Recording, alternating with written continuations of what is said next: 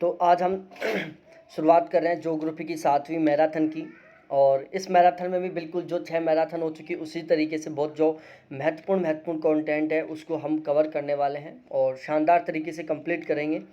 कोशिश करेंगे कि ये हमारे यहाँ की यहाँ पर याद हो जाए, क्योंकि ये समझो ये जो मैं कंटेंट पढ़ा रहा हूँ ना फिलहाल में, ये एक तरीके से नेट जेआरएफ के लिए रामबाण है। इसको रट लोगे समझो आपका कल्याण हो जाएगा। 50-60 क्वेश्चन तो केवल यहाँ से आएंगे। देखो, इकोसिस्टम शब्द का सबसे पहले प्रयोग टॉन्सले के द्वारा किया गया था। इकोसिस्टम को हम पारिस्थितिकी तंत्र बोलते हैं। तो इकोसिस्टम या पारिस्थितिकी तंत्र शब्द का सबसे पहले प्रयोग 1935 में टॉन्सले के द्वारा किया गया था और जेसी वीवर महोदय के द्वारा फसल सस्य संयोजन विधि का प्रतिपादन किया था। जेसी वीवर महोदय ने क्या किया था? फसलों के सस्य संयोजन की विधि का प्रतिपादन किया था और इन्होंने एक सूत्र दिया था √σ_d²/n। तो यहाँ पर आपको देखो, ये जो स्मॉल डी है, स्मॉल एन है, इनका भी आपको पता होना चाहिए कि कहाँ पर स्मॉल डी का यूज हो रहा है, कहाँ पर स्मॉल एन का प्रयोग हो रहा है। उसके बाद crop combination region in the middle west America, ये भी वीवर की एक किताब है। Crop combination region in the middle west America Weaver के द्वारा लिखी हुई किताब है और इसमें इन्होंने सबसे पहले सांख्यिकी विधि का प्रयोग किया था और वीवर महोदय के द्वारा जो प्रमाणिक विचलन विधि का प्रतिपादन किया था वो भी इसी बुक के अंदर किया गया था।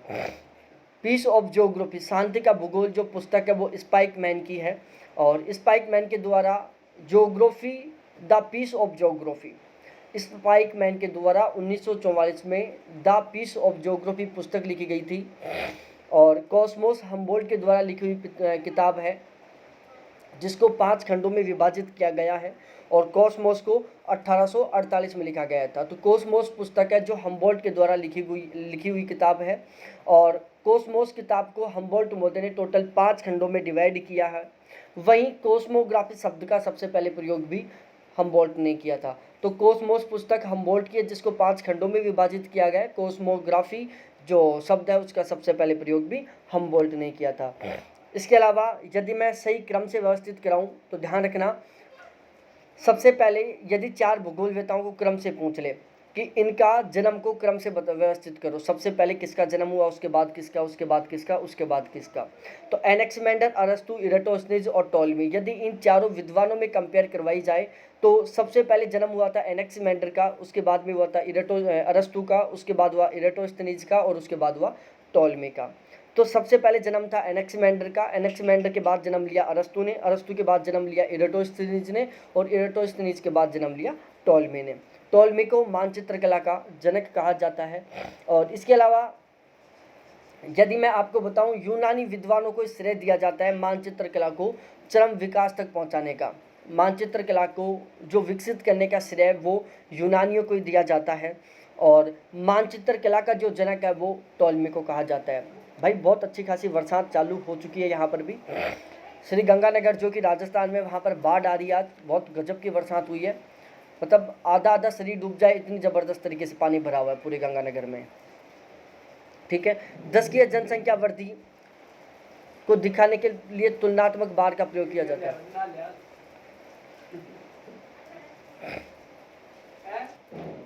दस की जनसंख्या वृद्धि को दिखाने के लिए तुलनात्मक बार का प्रयोग किया जाता है। वर्तखंड आरेख, जिसको हम वर्तारेख कहते हैं। और इसके अलावा मैं बात करूं, क्षेत्रफल के आधार पर सबसे बड़ा राज्य राजस्थान है, उससे छोटा मध्य प्रदेश है, उससे छोटा महाराष्ट्र है, उससे छोटा उत्तर प्रदेश है और उससे छोटा गुजरात है। तो क्षेत्रफल के अकॉर्डिंग यदि मैं अवरोही क्रम में व्यवस्थित करवाऊँ भारत के समस्त राज्यों को, तो सबसे बड़ा राज्य होता है राजस्थान, राजस्थान के बाद आता है सेकंड पोजीशन पर मध्य प्रदेश, मध्य प्रदेश के बाद थर्ड पोजीशन पर आता है महाराष्ट्र, महाराष्ट्र के बाद 4th पोजीशन पर उत्तर प्रदेश है और फिर 5th पोजीशन पर गुजरात है। उसके बाद जो IRS ए सैटेलाइट है उसको 932 किलोमीटर की ऊंचाई पर स्थापित किया गया है। स्पॉट को 832 किलोमीटर की ऊंचाई पर स्थापित किया गया है। लैंडसैट को 705 किलोमीटर की ऊंचाई पर स्थापित किया गया है और इनसैट सीरीज जो कि सारी 36,000 किलोमीटर की ऊंचाई पर स्थापित की जाती हैं। चिकनी मिट्टी युक्त या निलंबित जल को का जो प्रतिबिंबन होता है वो सबसे अधिक होता है। तो चिकनी मिट्टी युक्त जल या निलंबित जल का जो प्रतिबिंबन होता है वो क्या होता है, सबसे ज़्यादा होता है। उसके बाद हम बात करें सैटेलाइट बिंबों के भू संदर्भित होने पर स्थिति विषयक त्रुटि दूर हो जाती है। सैटेलाइट बिंबों के भू संदर्भित होने पर क्या हो जाती है, स्थिति विषयक त्रुटि दूर हो जाती है। इसके अलावा मैं बताऊं आपको, देखो मीटर में क्या होता है, 10⁻3, मतलब मीटर में 1 किलोमीटर में कितने मीटर होते हैं, 1000 मीटर होते हैं। तो इसको हम 10⁻3 लिख सकते हैं, सॉरी 10⁻0।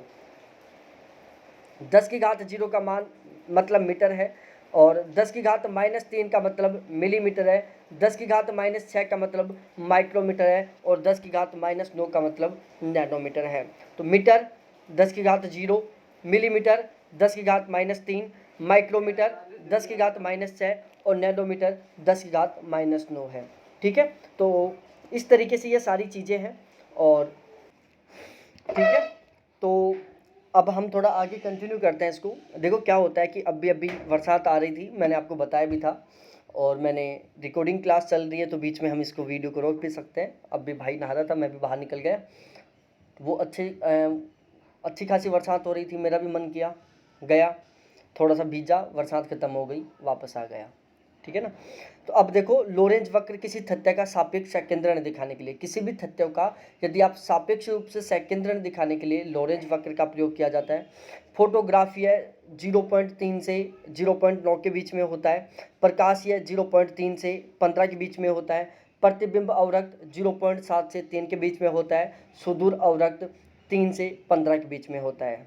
ठीक है, इसके अलावा यदि मैं बात करूं, जापान के 4 सबसे मेन द्वीप हैं, ठीक है ना, कौन कौन से हैं, होक्काइडो है, होन्शु है, क्यूशु है और शिकोकू है।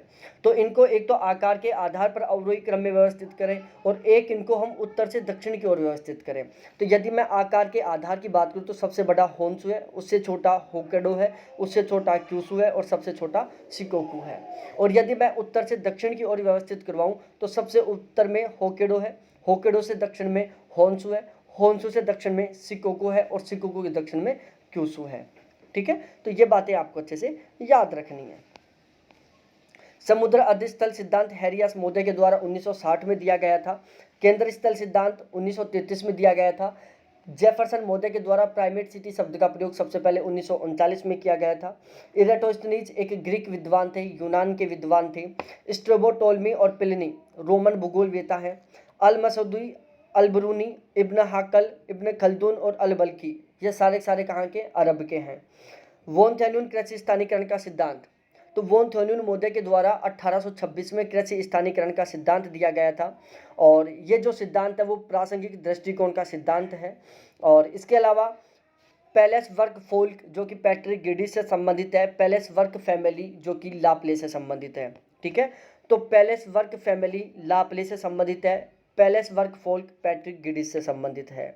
और इसके अलावा मैं बात करूँ आपके साथ क्षेत्रीय सर्वेक्षण संकल्पना जो कि पैट्रिक गिडिस के द्वारा दी गई थी, और ब्रिटेन में व्यवहारिक भूगोल का जन्मदाता भी पैट्रिक गिडिस को ही माना जाता है। तो क्षेत्रीय सर्वेक्षण की संकल्पना पैट्रिक गिडिस ने दी। ब्रिटेन में व्यवहारिक भूगोल का जन्मदाता पैट्रिक गिडिस को माना जाता है। हैंडबुक ऑफ चाइना रॉक्सबी की है। विश्व के प्राकृतिक प्रदेशों का वर्गीकरण 1905 में सबसे पहले हर्बर्टसन के द्वारा किया गया था। ठीक है, तो विश्व के प्राकृतिक प्रदेशों का सबसे पहले वर्गीकरण हर्बर्टसन के द्वारा 1905 में किया गया था। Major agriculture region of the list हिटलसी के द्वारा लिखी हुई पुस्तक है जो कि 1936 में लिखी गई थी।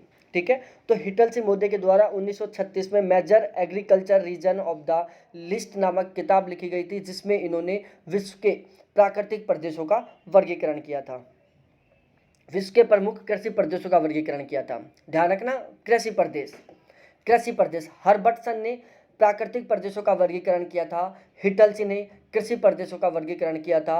हिटलसी ने विश्व को टोटल 13 कृषि प्रदेशों में विभाजित किया था। उसके बाद मैं बात करूं, गुरुत्वाकर्षण बल घर्षण बल से संबंधित है और पृथ्वी के आवर्तन प्रभाव से संबंधित है। जो गुरुत्वाकर्षण बल होता है वो पृथ्वी के घर्षण बल और पृथ्वी के आवर्तन प्रभाव से संबंधित होता है। प्रत्यक्षवाद ऑगस्टे कॉम्टे के द्वारा दिया गया था। ऑगस्टे कॉम्टे फ्रांस के थे और प्रत्यक्षवाद 1830 में दिया गया था। टेलर ने मानव प्रजातियों को टोटल 5 भागों में विभाजित किया था। भूगोल को या क्रमबद्ध भूगोल विकसित करने का श्रेय डेविस महोदय को जाता है। पल्स ऑफ एशिया 1907 में लिखी हुई पुस्तक थी, हंटिंगटन महोदय के द्वारा लिखी गई थी pulse of Asia. Influences of geographical environment sample के द्वारा लिखी हुई किताब थी, जो कि 1911 में लिखी गई थी। कौन सी? इन्फ्लुएंसेस ऑफ ज्योग्राफिकल इन्वायरमेंट किसकी है? सैम्पल की है। कब लिखा था? 1911 में। क्षेत्रीय संरक्षण की संकल्पना पैट्रिक गिडिस के द्वारा दी गई थी। पैट्रिक गिडिस एक ब्रिटिश भूगोलवेता है जिनको व्यावहारिक भूगोल का जनक कहा जाता है। इसके बाद हम बात करते हैं आगे सागर नित्तल प्रसरण का सिद्धांत, सी फ्लोर स्प्रेडिंग, जो कि हैरी एस महोदय के द्वारा लिखी हुई किताब थी 1960 में। इन्होंने सागर नित्तल प्रसरण का जो सिद्धांत था वो हैरी एस महोदय ने 1960 में दिया था। सर्वाइवल ऑफ द फिटेस्ट, जो कि डार्विन महोदय के द्वारा लिखी हुई किताब थी। आधार तल की संकल्पना पॉवेल महोदय द्वारा दी गई थी 1875 में। किसके द्वारा? पॉवेल महोदय के द्वारा। मोर्फोलॉजिकल सिस्टम पैंक से संबंधित है। किससे संबंधित है? पैंक से संबंधित है। और आधुनिक मानवतावादी, जो कि ऑल्सन से संबंधित है। किससे? ऑल्सन से। उसके बाद मैं सार्क के बारे में बताऊं। देखो, सार्क की सबसे पहली बात तो याद रखो, सार्क का full form South Asian Association for Regional Corporation. South Asian Association for Regional Corporation. SAARC, इसका हिंदी में फुल फॉर्म बताऊं तो वो है, साउथ का मतलब दक्षिण, एशियन का मतलब एशियाई, एसोसिएशन का मतलब संगठन, रीजनल का मतलब क्षेत्रीय, और कॉरपोरेशन का मतलब सहयोगी। ठीक है, तो दक्षिणी एशियाई क्षेत्रीय सहयोग संगठन सार्क का फुल फॉर्म है। सार्क में टोटल 8 देश शामिल हैं। सार्क 1985 में अस्तित्व में आया था। सार्क का ऑफिस काठमांडू नेपाल में है। सार्क में दक्षिणी एशिया के सारी कंट्री हैं। देखो, आपको नाम से ही पता चलाना है। सार्क का फुल फॉर्म है साउथ एशियन एसोसिएशन, मतलब दक्षिणी एशिया के कंट्री। तो दक्षिणी एशिया में कौन कौन से आ जाते हैं? नेपाल आता है, भूटान आता है, भारत आता है, पाकिस्तान आता है, बांग्लादेश आता है, श्रीलंका आता है और मालदीव आता है। ठीक है, ये 8 क्या है? दक्षिणी एशिया के कंट्री हैं जो सार्क के सदस्य हैं। उसके बाद WTO वर्ल्ड ट्रेड ऑर्गेनाइजेशन, इसका फुल फॉर्म है। जनेवा में इसका ऑफिस है। 1995 में अस्तित्व में आया था। 164 इसके सदस्य देश हैं। और इसका सबसे मेन उद्देश्य क्या होता है? WTO का सबसे मुख्य उद्देश्य होता है कि व्यापार से संबंधित आपसी भेदभाव को कम करना। उसके बाद GATT के बारे में बताऊं तो general agreement on traffic and trade, जो कि गैट का फुल फॉर्म है। GATT का फुल फॉर्म क्या है? General agreement on traffic and trade. GATT 1948 में आया था। इसका ऑफिस भी जनेवा में है। उसके बाद हम बात करें आसियान, ASEAN। ए का मतलब एसोसिएशन, एस का मतलब साउथ ईस्ट, ई का मतलब, देखो, ए का मतलब एसोसिएशन, एस का मतलब साउथ, ई का मतलब ईस्ट, ए का मतलब एशियन और एन का मतलब नेशन। तो the association of south east Asian nation, ये आसियान का फुल फॉर्म है। इसकी स्थापना 1967 में हुई थी। इसमें टोटल 12 कंट्री शामिल हैं। कितनी है? 12 कंट्री। और ये 12 के 12 आप याद करना चाहो तो कर लेना, वरना कंफ्यूज हो जाओगे आप। तो मेरे हिसाब से तो आप चाहे इनको स्किप भी कर सकते हो, और बाकी याद करो तो मैंने ट्रिक बना रखी है। MBBS IPLC TV या MBBS स्टूडेंट TV में IPL क्रिकेट देखते हैं। ये इसके सारे कंट्री हैं जो इसके सदस्य हैं। उसके बाद हम बात करें OECD, organisation for economic corporation and development, 1961 में अस्तित्व में आई थी। इसका हेडक्वार्टर पेरिस, फ्रांस में है। 2017 में इसके टोटल 36 सदस्य देश थे। OPEC, organisation of the petroleum exporting countries, organisation of the petroleum exporting countries, OPEC का फुल फॉर्म है। खनिज तेलों के, पेट्रोल के, क्या है ये? ओपेक क्या है? खनिज तेल एवं पेट्रोलियम उत्पादों से संबंधित है। इसके अलावा इसका ऑफिस है जो बगदाद, इराक में है। ओपेक 1960 में अस्तित्व में आया था। सॉरी मैंने थोड़ा सा मिस्टेक कर दिया। जो ओपेक है उसका ऑफिस कहाँ पर है? वियना, ऑस्ट्रिया में है। और ओपेक को स्थापना की गई थी, ओपेक की 1960 में स्थापना की गई थी। कहाँ पर? इराक के बगदाद शहर में। तो ओपेक की स्थापना हुई थी इराक के बगदाद शहर में 1960 में, और ओपेक का ऑफिस कहाँ पर है? ऑस्ट्रिया के वियना में है।